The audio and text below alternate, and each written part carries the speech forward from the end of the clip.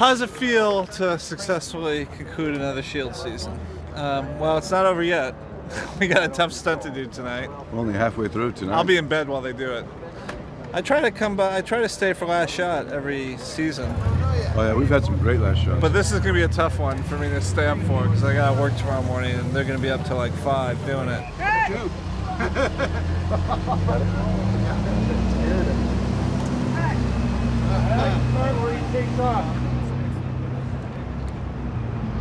It's been very educational. I mean, we've gone through a lot of life shit this year, specifically with Scott Brazil passing away. That was so awful.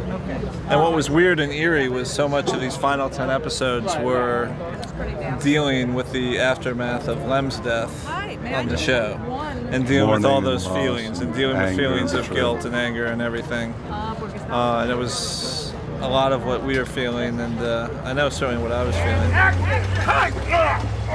Stop the car!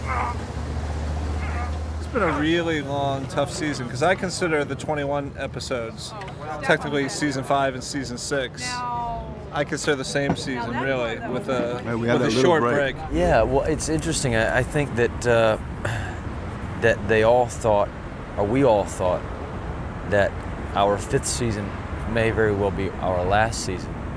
And about halfway through, they decided to add 8 episodes. I think that dramatically kind of altered season 5 and therefore season 6. We're all in the clear for the first time in a very long time, man. Letting Lem's death go unanswered isn't being in the clear. What ended up happening is the network decided to expand the season 5 from the initial 13 to 21, I believe, 21 episodes. And which was unusual for us because we do a 13-episode season. And that's why we had Forrest Whitaker for 13. And then they decided, let's keep it going and take a really quick hiatus and then come right back. And then that's why we had him a carryover for 2 episodes for Forrest, where he did episodes 1 and 2 of the next season, because they cut off the end of that commitment, and he was nice enough and good enough and interested enough in the storyline to say, I want to come back and play it out. Was the cash loose in the phone book? No, it was in that envelope. Send it to the crime lab. See if you can get Vic's prints off of it. Fine, but if you ask me, this is all bullshit. There's no way Vic offed one of his own guys. So essentially what we did is we took that 21 and essentially broke it into 2 pieces. So we filmed we had the arc essentially for the first 13 and kind of knew where we were going and knew that we had Forrest for 13 episodes. But we needed essentially something to end the season on, the season 5, that sort of finale, and that was, of course, Lem's death. So we knew what we were going to do essentially for at least the first 3, and then expanded that season. So season 6 essentially is, we joke, season 5.1.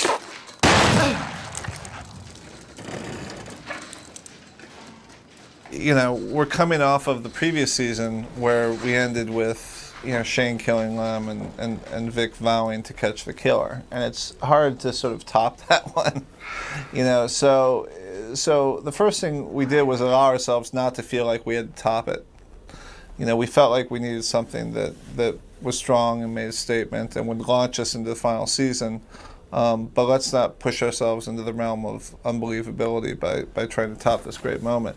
So yeah, this was a collection of things that had built up. The Dutch nanny thing, you know, the Vic David Pezuela angle, and then finding that stuff. You know, Shane taking Vic's family and, you know, looking as if he was terrorizing them when really he was trying to protect them. Although, as we head into season 7, Vic doesn't know that. Do not walk away from me! You know who you married. It's the only explanation you need. You know, the arc that led to Lem's death was such that we had plenty of material and plenty of emotional residual story out of that it really sort of propelled us into what became those next 10 episodes. With Lem's death, and then, you know, the last line of that episode was, we're going to find out who did this and kill them. We were clearly setting up a nice little Shane Vic arc, which is essentially, starting in episode 512, is Vic the detective trying to figure out who killed Lem. Hey, Julian, what the hell is Kavanaugh doing here? Heard he's working Lemansky's murder with Dutch. you had Kavanaugh and Dutch at the beginning of the season investigating it. Kavanaugh highly convinced Vic had something to do with it. Maybe not being the guy that actually dropped the grenade in his lap, but maybe being the guy who orchestrated or authored it, that from happening. So we had a really kind of wonderful thing for Forrest to do and Kavanaugh to do, and trying to essentially cross the line and frame Vic for Lem's murder. Those were stories that worked really well with that. Claudette! Well, that was one of the easiest jumping off points, I think, since I've been here, because, you know, it was delicious. I mean, there was Shane, and he knew he did it, and he did it for what he thought was the right reason, but he didn't tell Vic. And then Vic is now like, I'm gonna kill this guy, whoever it is, and him like, oh my God, you know, that's gonna be me. So that was easy. So the question is how to complicate that story. And, you know, thematically, it really connects to all the things we've been dealing with in the show. You know, this tangled web of lies and corruption that my character has woven for himself, and the prices he's had to pay, while still maintaining this heartfelt belief that at the end of the day, what he's doing is ultimately right for the greater good. And that's what makes him an anti-hero. That's the dynamic that creates such an interesting character. I think the big thing outside of that and how we were able to sort of involve the other characters is sort of, you know, their journey and trying to figure out what happened to Lem, and watching Vic and Shane, and watching the Vic Shane team sort of break up. Claudette seeing this, Claudette starting to suspect, you know, what is this rift between Shane and Vic? Is it Lem related? You know, Shane was going through his process in terms of coming to grips with killing his friend, but I think in the end, he really justified it in his mind as something that he had to do and something that he sort of learned from Vic. It was like he took care of a problem and he did it for his friends so that they wouldn't be affected and they wouldn't have to do it themselves. So he really felt like he was stepping up. So now he feels guilty? So what? Shouldn't have killed him. You know, that's what I really thought people's responses were going to be, or I was afraid that they would be. But I just think Walton's just depth of his performance, and Michael's too, and the whole, you know,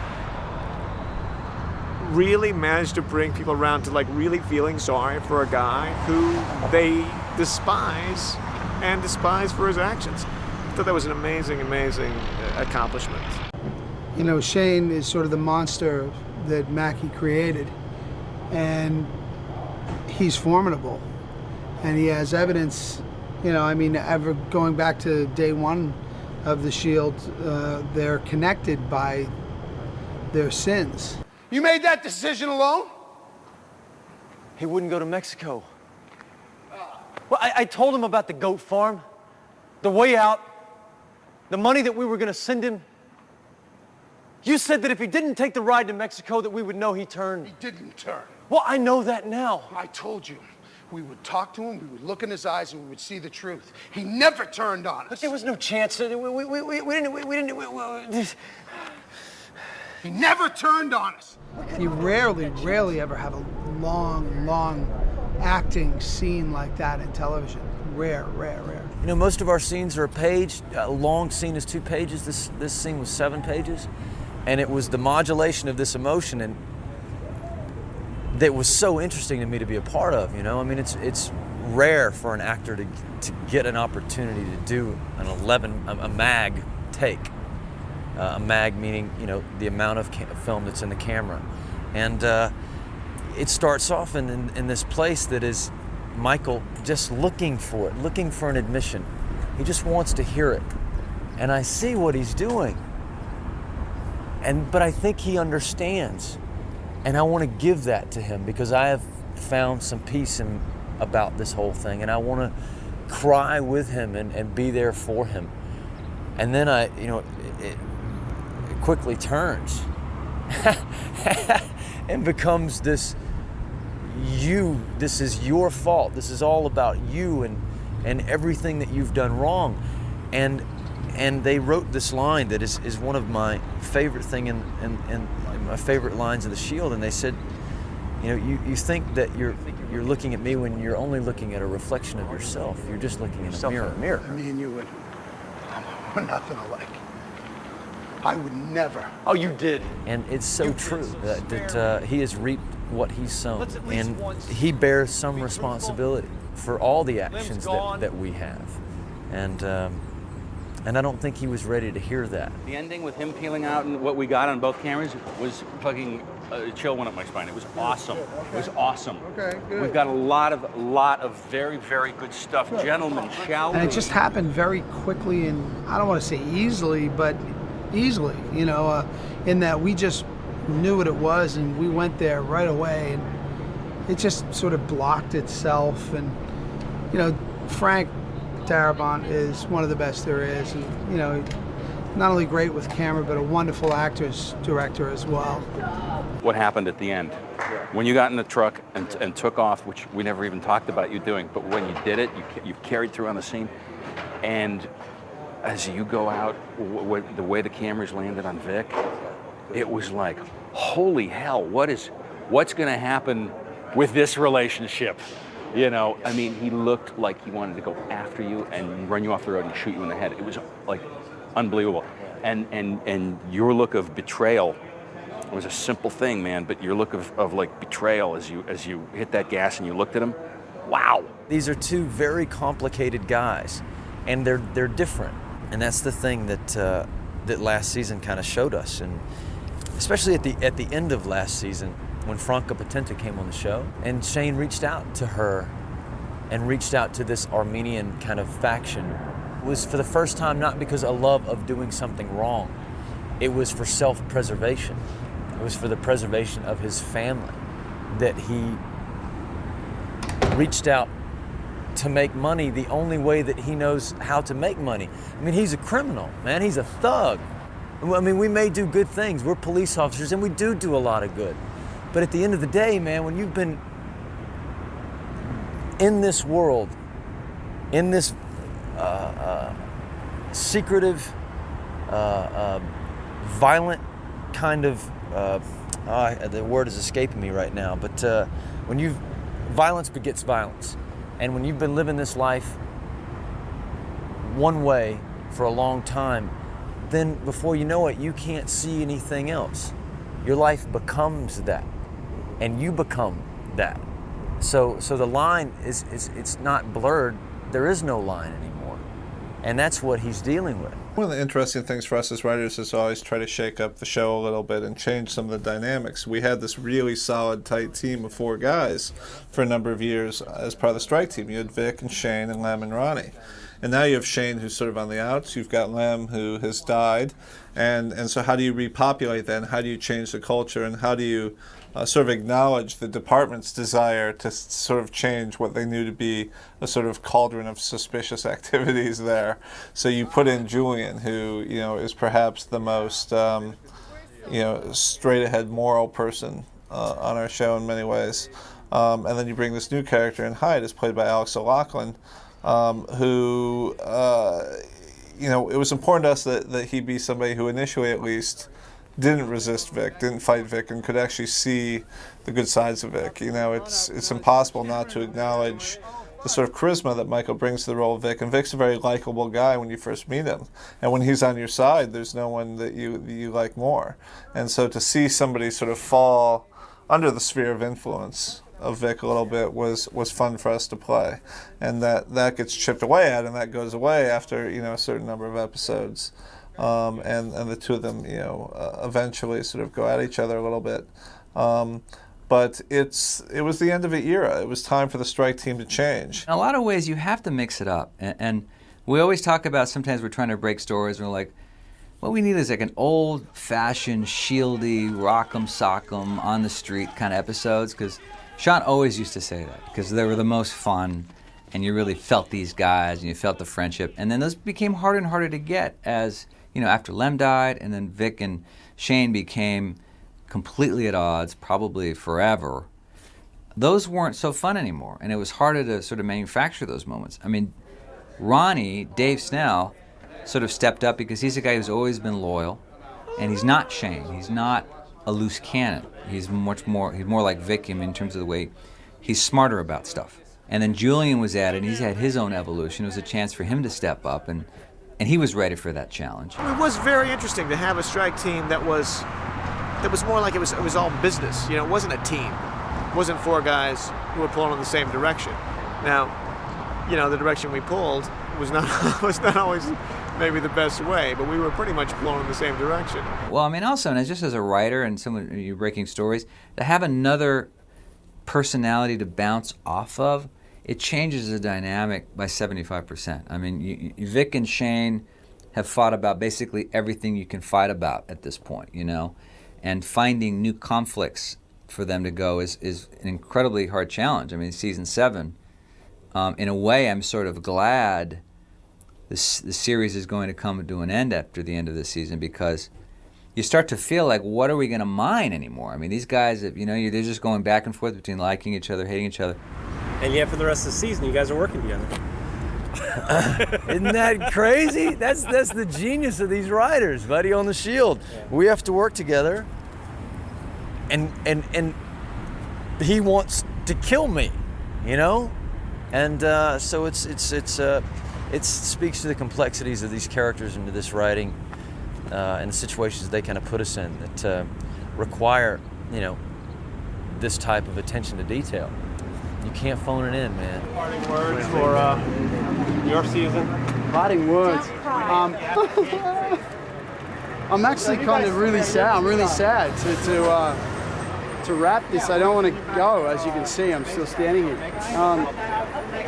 It's been, you know, usually I'd make light of a moment like this, but in all seriousness, this has been the most amazing experience. 7 episodes on The Shield in 2006. Never have I learned so much about acting or working collaboratively with other artists as I have in this time. It's been fucking amazing. So I'm ecstatic, and I'm sad. See, I hope maybe they'll bring me back next year. Vote. Oh, unfortunately, this is not American Idol. He's out of here. All right, let's try it one more time for us. Chris wants me to fund a study. Demographics, voter behavior, things like that. Why? Redistricting.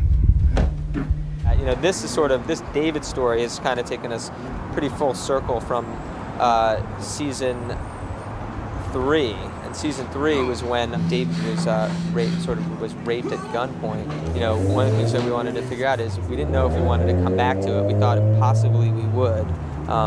And sort of in an effort to bring back sort of the core group of characters, David being one of them, and the David-Vic relationship, by having this picture surface from Cruise, we're able to essentially set up for season 6. Season 6. No, it's season 7. It's so screwy. I don't know what to call it. For season 7, you know, this very sort of interesting team of Vic and David. Yeah, I knew that would rear its ugly head again at some point. These writers plant seeds, and I mean, they'll wait 2 and 3 seasons for that thing to germinate. And sure enough, what was it, 3 seasons later, they did that with this one. And the way they did it, I thought, was genius and really indicative of the way Mackie operates, which he's, you know, he understands that everybody has personal agenda. He understands that, you know, with agendas, they're, you know, makes for odd bedfellows. All right, let's show it to the posse or maybe we shouldn't show it to them. Maybe we should. Everyone but the operators. Everyone but the operators can come in. Honestly? Everyone but the operators are allowed to see this. Which means they're going to be going like, oh, what? And the focus pullers love it. Oh, they love that. So there might be some fuzziness in this scene, which is cool. It'll certainly look live in the room. Well, it's a testament to Benito Martinez, the actor. I think if we didn't like him so much, we may have been tempted to kind of lose that character a couple seasons ago because because there was a natural progression where he went from the captain's chair to city council. And it's hard sometimes to find stories that fit, but we always liked Benny so much we didn't want to lose him from the show. And eventually, over time, we found a story for him. We found a way to bring him back into Vic's universe and make him really important to the story. So it kind of feels like an investment that paid off. We invested in keeping him, even though he didn't have a lot to do. And now all of a sudden, the last 2 episodes of season 6, and then going forward into season 7, he's just integral to our whole storyline. Almost. Me, Michael? Yes. You know Michael? Yes. Yes, we just met. Isn't he great? How are you, man? Good, man. Pleasure. He's genius. This guy is fantastic. He'll be fun to fight. Excellent. She's going my fix. You have some surveillance training, I hear. Yes, I do. I used to be a corporate investigator for about 10 years. Oh, no kidding. Isn't that weird? I used to actually sit in cars, watch CEOs, and yeah. And whatnot. So all white collar crimes. How do they? how often do we misplace actually them? who actually does something as arcane? Well, actually, this is a new one. But often we have gang Prostitutes, members, I know, gang members. prostitutes, Yeah, so you I know, retired people on the from other that. side. Yeah. You know, I hate to talk too much about, you know, sort of hidden meanings in the show, because I think it's always better for people to sort of take from the show what they want from it. But I will say that one of the themes that I think we've hit for a number of years is secrets. And that, you know, we've always had characters on the show keeping secrets from others and hiding secrets and unearthing secrets.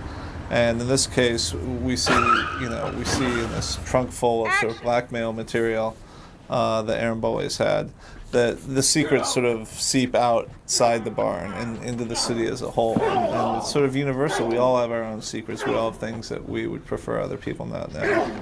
And this is a case where, you know, perhaps the last man you'd want to have these secrets, Vic Mackey, now has them. And what's he going to do with them? You know, we're going to find out in the final season. Take my car. I have a ride. Don't let him see your face. I mean, the idea was it was supposed to be our Chinatown, and once we started down that road, there sort of was no turning back to a point. So that had an inevitability to it, I think.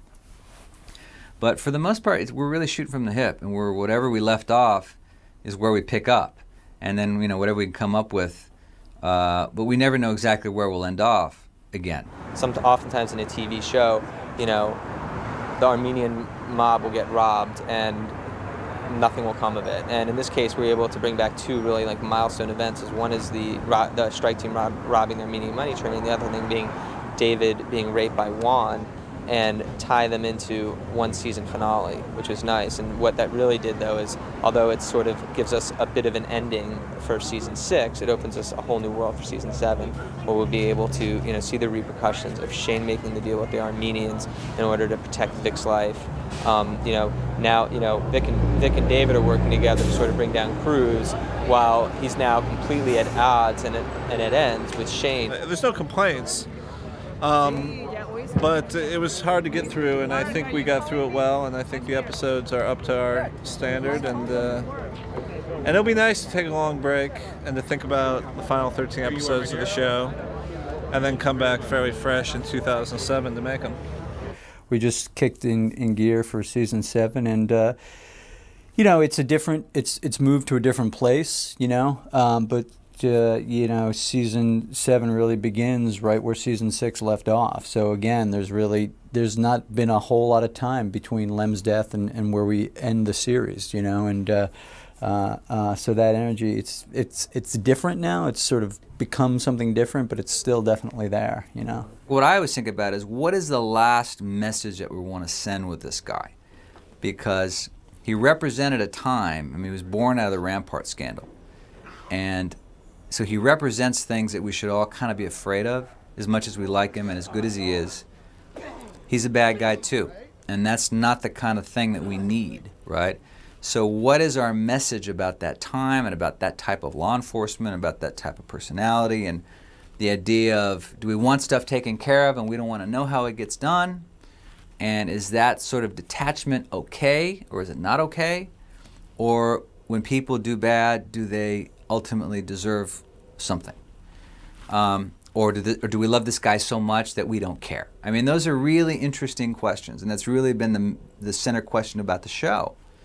So I think how we resolve that is really going to be the most important thing we wind up doing at the end. There's also part of me that already is dreading the end and sort of feels sad a little bit about ending, even though that ending's probably a year or so more away. It's odd. That's a lot, yeah. But you're going through something that I'm still going to go through a discovery. You're already. And you're getting killed off in the 3rd episode of the final season. So for you, the ending's even coming quicker. And yet, don't I come back as a ghost in the 4th episode? Doesn't my twin brother take over? Lem's the only ghost we can afford on the show. But no.